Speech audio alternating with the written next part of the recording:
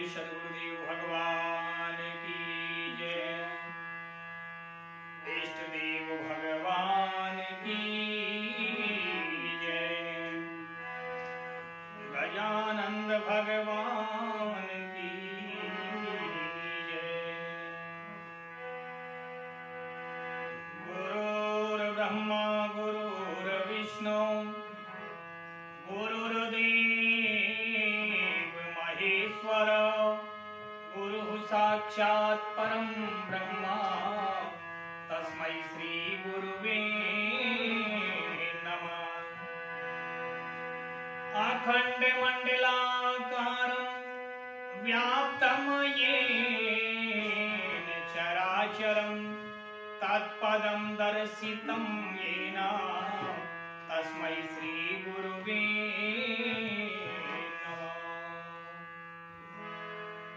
विघ्नेश्वराय वरदाय सुरप्रियाय लंबोदराय सकलाय जगद्धिताय नागाननाय श्रुतियज्ञ विभूषिताय गौरीसुताय गणनाथ नमो नमस्ते। बोले गजानंद भगवान की जय। कस्तूरी तिलकम ललाट पटले वक्षस्थले कौस्तुभम् नासाग्रे वरमौक्तिकं करतले वेणुकरे कंकणं सर्वांगे हरिचन्दनं सुललितं कंठे च मुक्तावली गोपस्त्री परिवेष्टितो विजयते गोपाल चूड़ामणि। बोले वृंदावन बिहारी लाल की जय।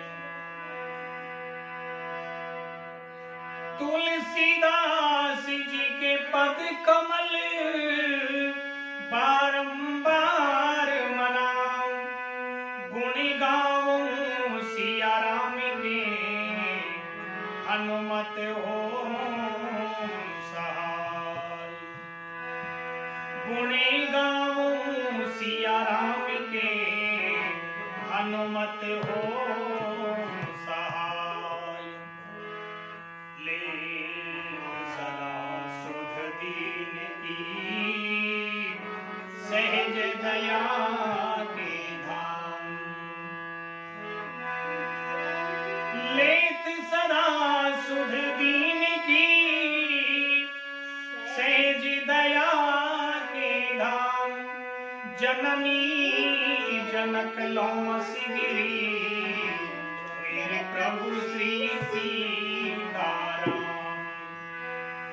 जननी जनक लौमसी गिरी मेरे प्रभु श्री सीताराम।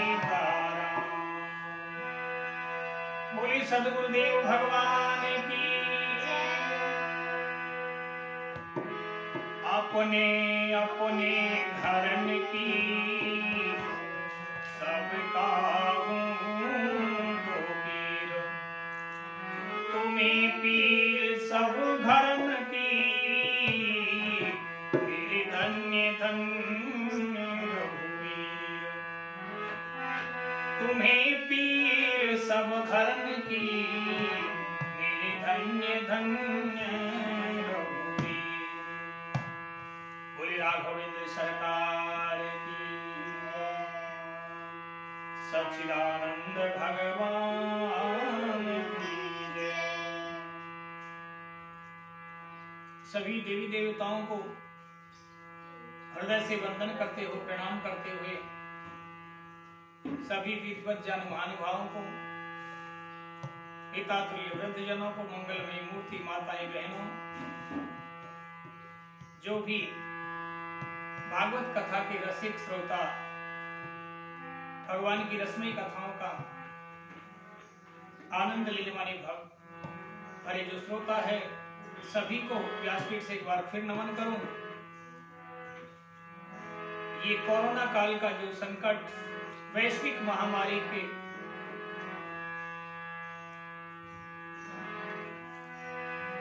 दूर भगाने के लिए, या यूं कहें कि इस संकट की घड़ी से मुक्ति पाने के लिए भगवान की रसमयी कथा, भगवान की पावन कथा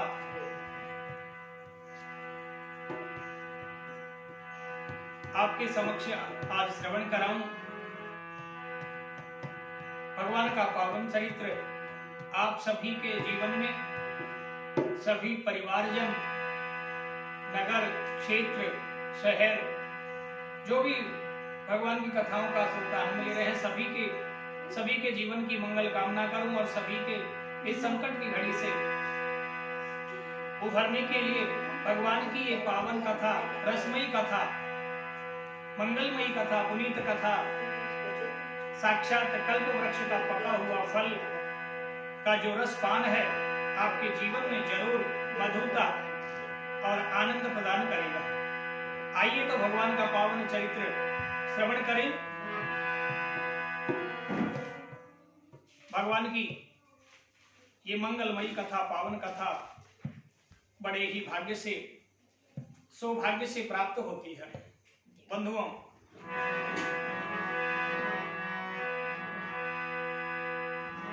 निगमे कल्पतरोर्गलितं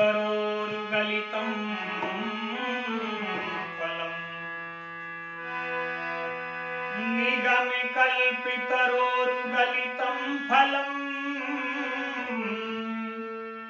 सुखमुखात् अमृतद्रव्य संयुतम्, पिबति भागवतं रसमालयम्, मुहुरहो रसिका भुवि भावुका, मुहुरहो रसिका भुवि भावुका। हे रसिक श्रोताओं, ये कल्प वृक्ष रूपी जो पका हुआ फल है, उसका ये रसास्वादन भगवान की पावन कथा, श्रीमद् भागवत कथा रूपी ये ज्ञान गंगा का आप रसपान करते रहें, करते रहें।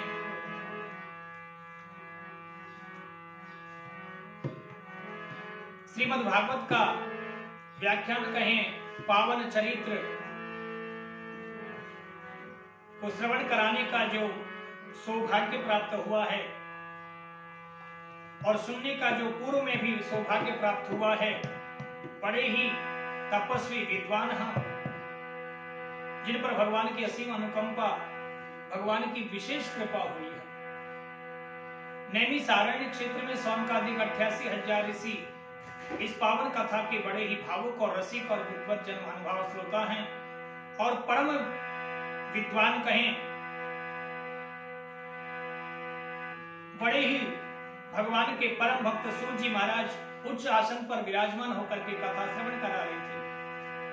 अब ये पावन चरित्र आपके समक्ष जो श्रवण करा रहा हूं, ये उस समय की बात है जब महाभारत का वो दिव्य महासंग्राम, धर्म युद्ध कहें, धर्म और अधर्म के निमित्त जो युद्ध हुआ, उसमें धर्म की विजय हुई थी और अधर्म का नाश हुआ था। धर्म के रूप में थे पांडव और अधर्म के रूप में थे कौरव। कौरवों का नाश हुआ और पांडवों की विजय हुई। जब महाभारत का युद्ध संपूर्ण हो गया, कौरवों का नाश हो गया, पांडवों की विजय हो गई। बड़े बड़े सूरवीर, बड़े बड़े महारथी दुर्योधन, दुशासन, शाल्व, शकुनी, महाराज द्रोणाचार्य, भीष्म पितामह जैसे बड़े बड़े योद्धा जब मारे गए, प्रेमियों, भगवान ने अपनी लीला का स्मरण किया। या योग प्रभु की लीला मात्र से ही ऐसा कार्य हुआ। सांवरे बिहारी, वृंदावन बिहारी भगवान श्री कृष्ण की लीला से ये कार्य हुआ। महाभारत पूर्ण होने के बाद सांवरे बिहारी कुछ समय वहीं हस्तिनापुर में रहे थे। अपनी बहन सुभद्रा आदि को प्रसन्न करने के लिए कई महीनों तक हस्तिनापुर में रहे और फिर महाराज युधिष्ठिर से जब अनुमति मांगी, अनुमति चाहिए कि अब मैं द्वारका जाना चाहता हूं कि महाराज युधिष्ठिर मुझे अनुमति दो। कि सुभद्रा, द्रौपदी, कुंती, विराट तनया तथा गांधारी धृतराष्ट्रस्य योयोत्सो गौतमो योयोत्सो गौतमो ययो। सांवरे बिहारी ने सुभद्रा, द्रौपदी, कुंती आदि से अनुमति लेनी चाहिए। गांधारी, धृतराष्ट्र और महाराज कृपाचार्य आदि से जब अनुमति लेने के लिए कहा, भगवान कृष्ण के हस्तिनापुर प्रस्थान की चर्चा सुनकर के और जैसे सभी व्यथित हो गए, दुखी हो गए। जो ही सांवरे बिहारी जाने लगे, उनके जाते देख करके उन कंधा से उमड़ते हुए आंसू भर आए उनके नेत्रों में, द्रौपदी आदि। लेकिन भगवान के जाने का जो समय था द्वारका की तरफ, सोचा कि कहीं अपशगुन ना हो जाए, इसीलिए उन्होंने अपने आंसुओं को रोक कर रखा। बड़े मुश्किल से उन आंसुओं को जब रोक लिया है, भगवान कृष्ण ने बहुत आग्रह किया और फिर वहां से विदा ले लिया। सांवरे बिहारी जब विदा हो गए, वहां से चलते हुए सांवरे बिहारी पांचाल, कुरुंगांजल आदि को पार करते हुए द्वारका जब पहुंच गए,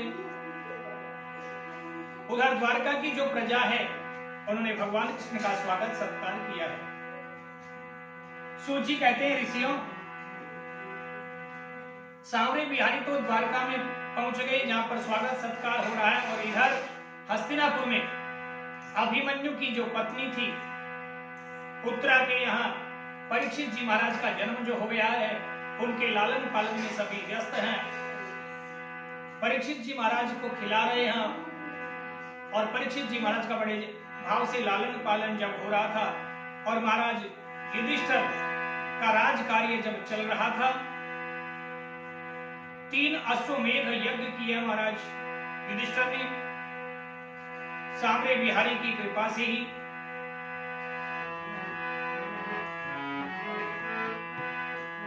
ततो राज्ञा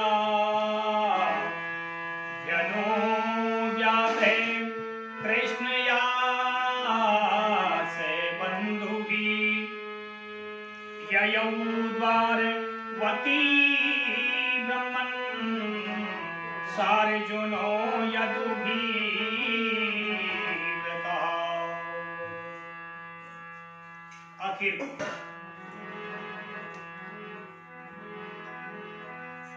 सांवरे बिहारी की कृपा से ही महाराज युधिष्ठिर ने ये अश्वमेध यज्ञ किए थे।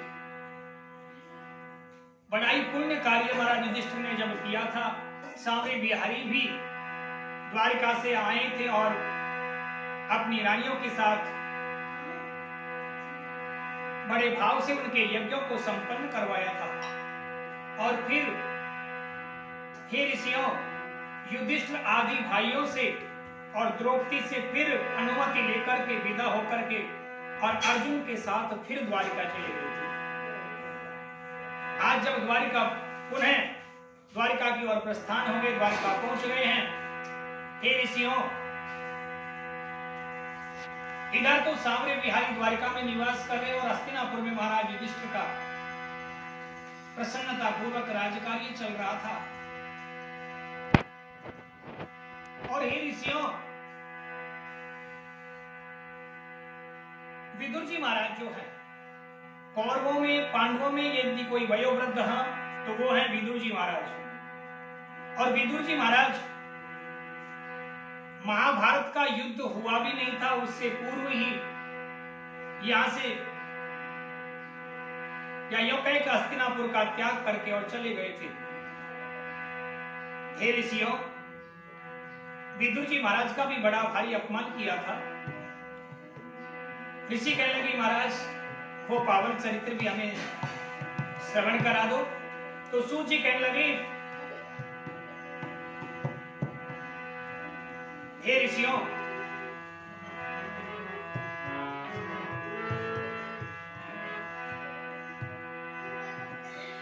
बड़ा ही पावन चरित्र है।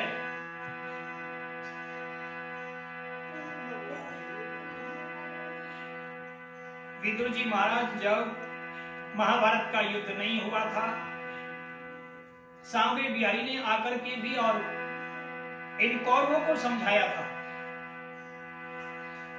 और दुर्योधन का मेवा मिश्री को त्याग करके और विदुर के यहाँ पर साग पात का भोजन लगाया था। तो विदुर जी से निवेदन किया था कि चाचा जी, वैसे मैं तो उन दुष्टों को खूब समझा चुका हूं, लेकिन आपको भी अवसर मिल जाए तो आप भी एक बार जाकर के उनको जरूर समझाना। तो ही ऋषि विदुर जी महाराज भी जाकर के निवेदन कर दिए थे। महाराज धृतराष्ट्र से जाकर के कहा था, अरे भैया अभी भी समय है, बाद में केवल पश्चाताप मिलेगा। इन अपने जो भाई के पुत्र इनको अपना पैतृक हिस्सा दे दीजिए। विदुर जी ने निवेदन किया था,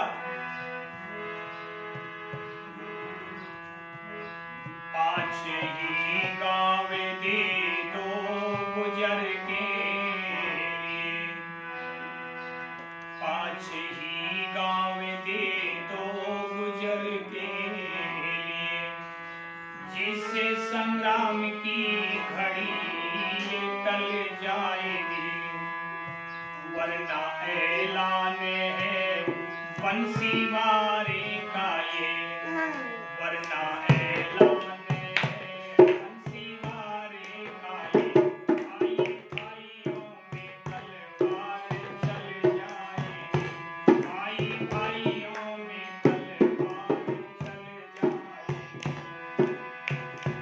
पाँच ही गाँव दे दो गुजर के लिए, पाँच ही गाँव दे दो गुजर के लिए, जिससे संग्राम की घड़ी ये टल जाएगी, वरना ऐलान है बंसी वारे का ये, वरना ऐलान है बंसी वारे का ये, भाई भाइयों में तलवार चल जाएगी, भाई भाइयों में तलवार चल। ऐसा जब निवेदन कर दिया था, भैया को समझा रहे थे या यूं कहें महाराज धृतराष्ट्र को जब अवगत करा रहे थे, उसी समय पर दुर्योधन आ गया और दुर्योधन कहने लगा, अरे इस दासी पुत्र को यहाँ पर किसने बुलाया है, इसको मारो तो मत, लेकिन इसको धक्के देकर के बाहर निकाल दो। तो प्रेमियों, उसी समय विदुर जी जान गए कि इनका पुण्य खत्म हो गया है, इन दुष्टों की मति मारी गई और विदुर जी महाराज अपना धनुष वहीं पर द्वार पर रख करके वहां से चल दिया है। आज हस्तिनापुर का त्याग कर दिया है और प्रेमियों हस्तिनापुर को छोड़कर चले गए। आज जब वर्षों बीत गए, तीर्थ यात्राओं में भ्रमण कर रहे थे महाराज विदुर जी, विचार किया तीर्थ यात्रा, जहां पर तीर्थ यात्राओं के दौरान ही उनका उद्धव जी महाराज से यमुना के तट पर रमण रेती में महाराज उद्धव जी बैठे हुए थे, जहां उनका संयोग हुआ और भक्ति रस की वो धार वही दोनों संतों के बीच। एक रात्रि का केवल दोनों का संयोग और एक रात्रि का जो वो सत्संग था, उससे परम ज्ञान प्राप्त हुआ महाराज विदुर जी को। और यहीं से आगे चलकर के वो पहुंच गए हरिद्वार में, जहां पर मैत्रेय मुनि से उनकी भेंट हुई। मैत्रेय मुनि ने भगवान के स्वधाम गमन का पावन चरित्र श्रवण कराया, महाभारत के चरित्र, कौरव और पांडवों के युद्ध की चर्चाएं भी हुई सत्संग के माध्यम से। सारा चरित्र जान करके और विचार किया कि एक बार जो शेषांक बचे हुए हैं उनको भी, कौरव और पांडवों में जो शेषांग कोई बचा हुआ उनको भी मैं भक्ति के माध्यम से उनको भी जागृत करूं, एक बार जन्मभूमि के दर्शन जरूर करूं और उनको भी भगवान के उस पथ पर, भगवान के भक्ति के उस रास्ते पर मोड़ दूं। यही विचार करके और विदुर जी महाराज आज तीर्थ यात्राओं से हस्तिनापुर में आ गए। जो ही हस्तिनापुर में आए और जब देखा है विदुर जी को, तो सभी परिवारजन हैं, कृपाचार्य, कुंती, द्रौपदी, सुभद्रा, कृपी, पांडव परिवार गदगद हुए। महाराज युधिष्ठिर ने चरणों में प्रणाम किया, भाइयों ने भी प्रणाम किया और बहुत समय का जो विरह था चाचा से मिलने का, आज गदगद होकर के और प्रेम के आंसू की बाढ़ आ गई। चाचा जी से प्रणाम करके निवेदन किया, चाचा जी आपने ऐसे ऐसे संकट पर हमारी मदद करी है। जब हमारे पिता का साया हमारे सिर से हट गया था, आपने बड़े भाव से हमारा लालन पालन किया। विदुर जी भी गदगद हो गए, कहने लगे भैया कौन किसी की क्या मदद कर सकता है, ये केवल भगवान की कृपा है। वही प्रेरणा देता है, तब जाकर के कोई किसी की सहायता करता है या तब कोई किसी का सहायक बनता है। युधिष्ठिर जी कहने लगे चाचा जी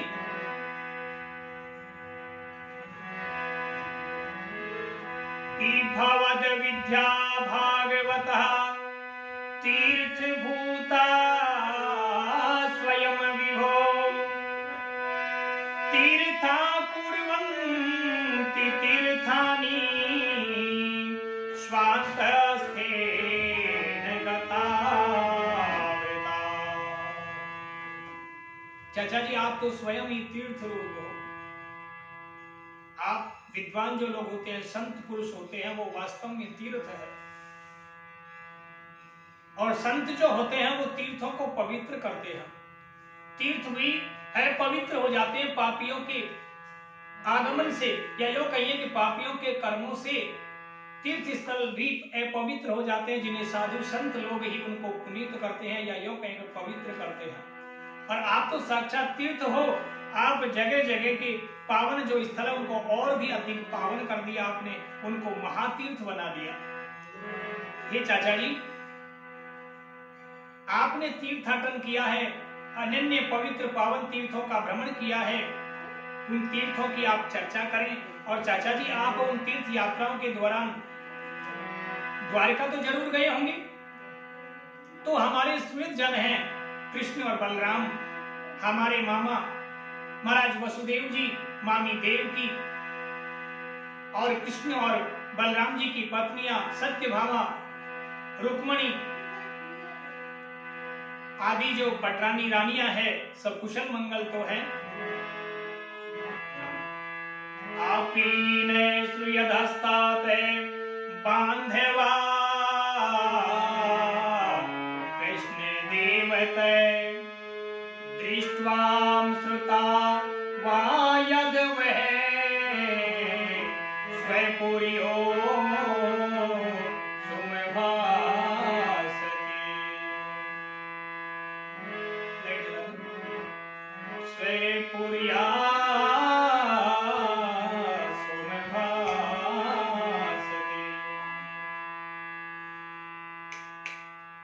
विदुर जी महाराज ने से जब अनेक प्रकार की जिज्ञासा जाहिर करी, महाराज युधिष्ठिर जी ने निवेदन किया कि आप तीर्थ यात्राओं का वर्णन जरूर श्रवण कराओ।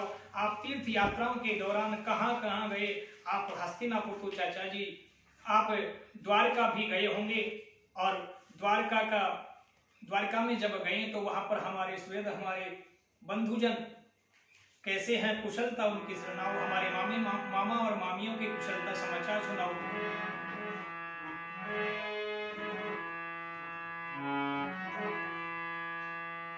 तो प्रेमियों, विदुर जी महाराज जो हैं उनको पूरा द्वारका का स्मरण हुआया, और जब द्वारिका का स्मरण हुआया,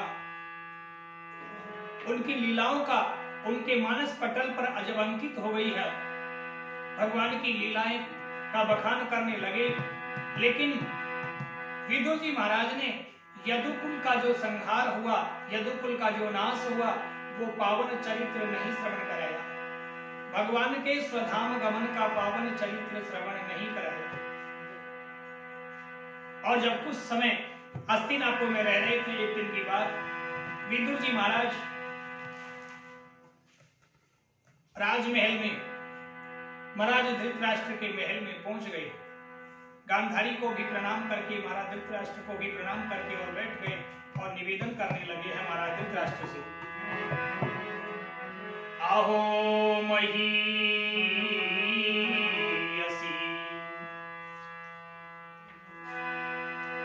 आहो महीयसे जंतो, आहो महीयसे जंतो, जीविता सासयया भवान, भीमावर्जितं पिंडम आदन्ते गृहपालवत्। महाराज, हे महाराज धृतराष्ट्र, आपसे निवेदन करूं, आज आप इन भाइयों के जो पुत्र है पांडवों हैं, उनकी सेवा प्राप्त कर रहे हो। कैसी सेवा मिल रही है आपको? अरे लेकिन एक बात कहूं, आज जो आप भोजन कर रहे हो, जीवितासम यया भवान भीमा वर्जितम पिंडम, भीम के द्वारा दिया गया जो भोजन है, वो आपको ऐसा नहीं लग रहा जैसे कुत्ते का सा भोजन हो? धिक्कार है तुम्हारा ये भोजन पाना। अरे जिनके साथ में तुमने अनीति करी, जिनके साथ में तुमने पाप किया, याद है आपको? नहीं है याद? मैं याद दिलाऊं आपको भैया। अरे जिनको आपने आग में जलाने की कोशिश की, जहर देकर के और उनको मारना चाहा, भरी सभा के बीच में जिनकी पत्नी का आपने अपमान किया, जिनकी भूमि का हरण करना चाहा, धन छीन लिया, भूमि उनका हिस्सा, पैतृक हिस्सा तक छीन लिया, और फिर उन्हीं के जो अन्न जल है उसको प्राप्त करके आप अपना गौरव समझ रहे हो। धिक्कार है ऐसे जीवन पर। आपकी अज्ञानता की हद हो गई। अब भी आप जीना चाहते हो?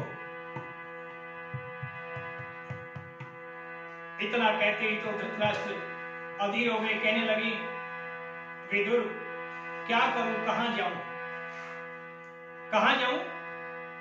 अभी भी शरीर से इतना मोह है, कितना गर्व था आपको कि मेरे 100 पुत्र है, आज देखो एक भी पुत्र आपके पास में नहीं है। गर्व था, बड़ा ही चालबाज चतुर आपका साला जो सलाहकार था शकुनी मारा गया, द्रोणाचार्य जैसे गुरु सब के सब मारे गए, आपके पितामह भीष्म पितामह ऐसे ऐसे योद्धा मारे गए। ये समय की बड़ी विडंबना है। इसीलिए कहा संसार में कोई किसी का नहीं है, केवल भगवान का पुण्य ही साथ, भगवान का जो नाम है वही सार्थक है। अपने जीवन में कमाया हुआ पुण्य ही आगे साथ देता है।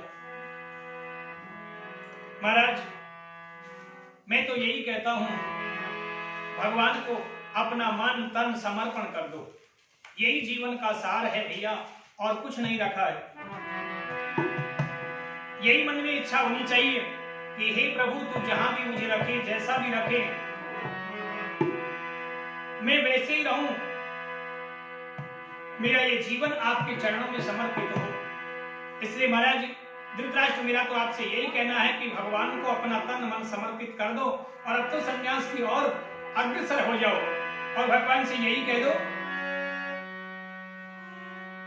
जहां ले चलोगे वहां मैं चलूंगा, जहां ले चलोगे वहां मैं चलूंगा।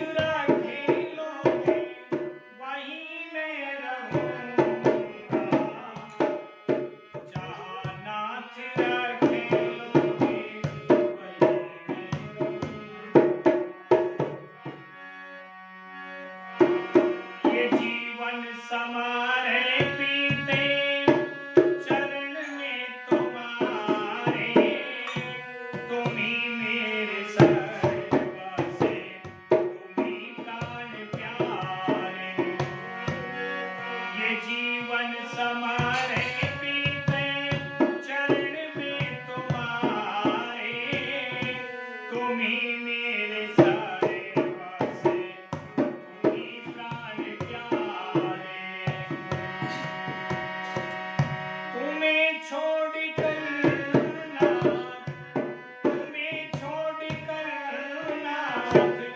किसी से कहूँगा, जहाँ नाथ रखे लोगे वहीं मैं रहूँगा,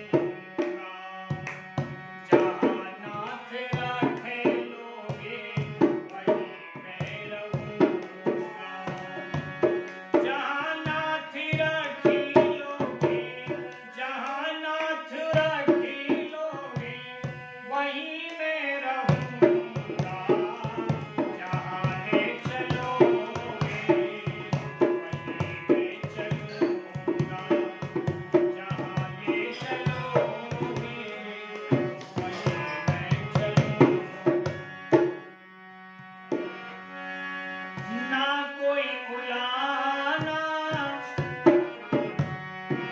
ना कोई बुलाना, ना कोई आरज़ी, जैसे रहो प्रभु जी है तेरी मर्ज़ी। ना कोई बुलाना, ना कोई आरज़ी, जैसे रहोगे प्रभु है तेरी मर्ज़ी। कहना भी होगा तो, कहना भी होगा तो तुम्हीं से कहूँगा, जहाँ ले चलोगे वहाँ मैं चलूँगा, जहाँ ले चलोगे वहाँ मैं चलूँगा, जहाँ नाथ रखे लोगे, जहाँ नाथ रखे लोगे वहीं मैं रहूँगा, जहाँ ले चलोगे वहीं मैं चलूँगा, जहाँ ले चलोगे वहीं मैं चलूँगा, जहाँ ले चलोगे वहीं मैं चलूँगा। बोले वृंदावन बिहारी लाल की जय।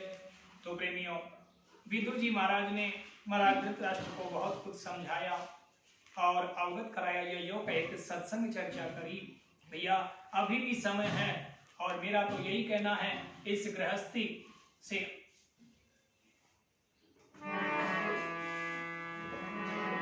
इस गृहस्थी रूपी जंजाल से मुक्त होकर के और भगवान की भक्ति के लिए आप संन्यास धारण करो। धृतराष्ट्र कहने लगे, भैया कहाँ जाऊं, इन आंखों से मुझे कुछ दिखाई नहीं देता, अंधा हूं। विदुर जी महाराज कहने लगे, भैया यही तो आपके ज्ञान का है। परमात्मा को देखने के लिए इन आंखों की जरूरत ही नहीं होती है। ये आंख तो केवल सांसारिक जो जीवन है, ये झूठा माया जंजाल है, उन्हीं को देखने के लिए होती है। परमात्मा को देखने के लिए हृदय में आंखें होनी चाहिए। आप भी सभी भागवत कथा के रसिक श्रोता जानते हैं, जब भी भगवान के मंदिर में जाते हैं या भगवान का ध्यान करते हैं, भगवान के मंदिर में जाकर के प्रभु की मूर्ति के सामने बैठते हैं और जैसे ही भगवान का ध्यान करना चाहते हैं तो ये आंखें स्वतः ही अपने आप बंद हो जाती है। क्यों? क्योंकि उस समय पर भगवान को देखने के लिए हृदय की आंखें खोलनी पड़ती है। ये आंखें केवल सांसारिक चीजों को देख पाती है। हे महाराज, इसलिए मेरा तो यही कहने, अपने हृदय की आंखों को खोलिए और भगवान से निवेदन कर दीजिए। आज प्रेमियों, विदुर जी महाराज ने, सूत जी कहते हैं, ऋषियों, अंधे राजा धृतराष्ट्र की प्रज्ञा के नेत्र खोल दिए, अर्थात ज्ञान के चक्षु खोल दिए। हृदय की जो आंखें हैं वो खोल दी है। ज्ञान चक्षु जब खुल गए हैं तो आज धृतराष्ट्र को अब बड़ा भारी पश्चाताप हो रहा है। बीते हुए समय के बारे में पश्चाताप ग्लानि हो रही है और विचार कर रहे हैं कि वास्तव में मुझसे बड़ी भूल हुई है, गलती हुई है। मैंने अपने ही भाई के पुत्रों के साथ में कैसा कैसा अत्याचार करवाया, कैसा कैसा अन्याय किया। सारी बातें जब मानस पटल पर आ गई है तो आज जैसे उन चीजों का पश्चाताप करके, उन बीती बातों को याद करके और बड़ा भारी क्षमा प्रार्थी है भगवान के प्रति। और रात भर का वो सत्संग हुआ महाराज विदुर जी के साथ, महाराज धृतराष्ट्र का, और निवेदन कर दिया है बांके बिहारी के चरणों में। यहां से प्रस्थान कर गए हैं और जो ही प्रस्थान करें तो रात्रि का जो पहर, चौथा पहर का ब्रह्म मुहूर्त, उसी में जाकर के और तीर्थ यात्राओं पर जाने लगे। जैसे ही गांधारी को पता लगा तो गांधारी ने भी उनका अनुकरण किया और पति के साथ वो भी पीछे पीछे चल दिया। और प्रेमियों, आगे हिमालय की यात्रा की और जब बढ़ते बढ़ते हिमालय आगे बढ़ते बढ़ते जा रहे हैं, हिमालय का दक्षिणी छोर पावन तीर्थ, वहां पर जाकर के और भगवान की भक्ति जाकर के करने लगे महाराज धृतराष्ट्र और भगवान के चरणों में अपना तन मन समर्पित कर दिया है। बिहारी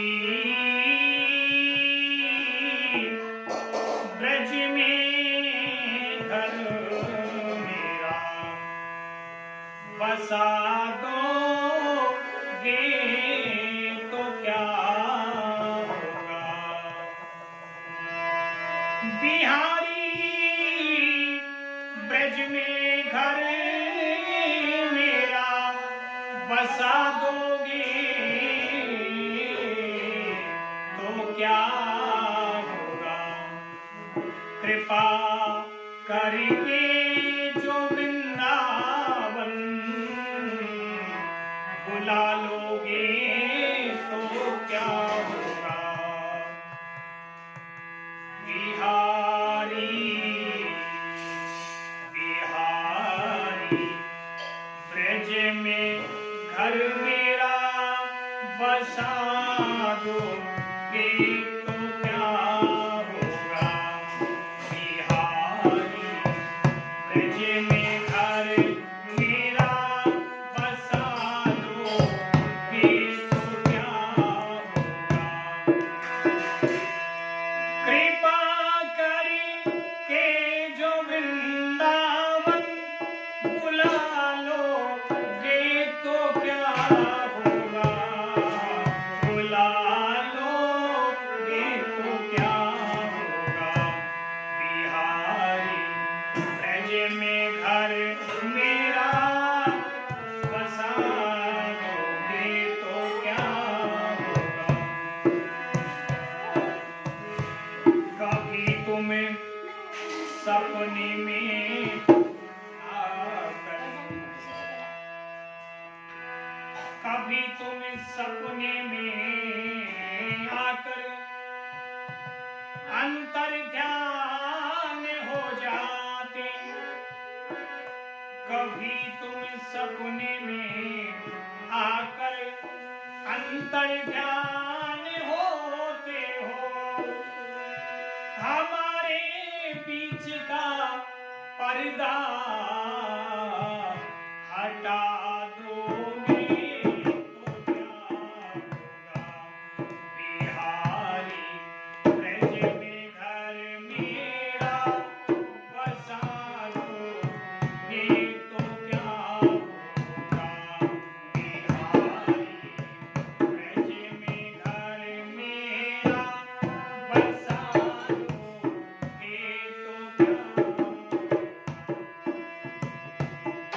तेरा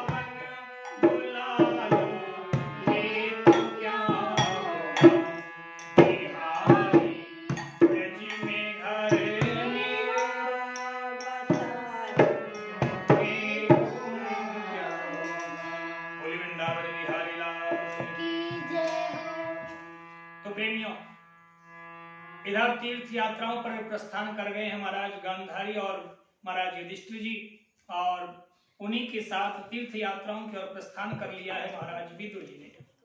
तीनों जब तीर्थ यात्राओं की ओर प्रस्थान कर गए हैं